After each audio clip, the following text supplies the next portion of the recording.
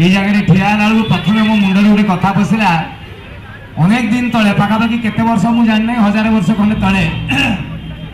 जड़े बुढ़ा लोक जा रजा पाखे कहले आज्ञा ये नई बुड़ेदब कटक को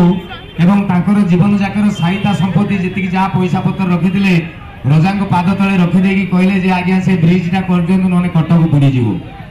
से बुढ़ा लोकर से गोटे छोटिया कथा काम देला रजा मन बदली गला एवं आज आम जो जगह ठिया प्रोग्राम करुचे बोधे यहाँ हूँ से रजा स्वप्न से भाई बंडी ब्रिज जो आज कटक अच्छी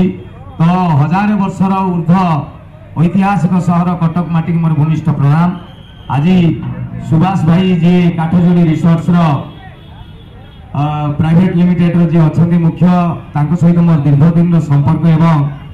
दशहरा कटक उठुची पड़ुची तो सी कहले आमर सीना पूजा नहीं किंतु मनोरंजन करिवार कि आमको मना करिवो चलन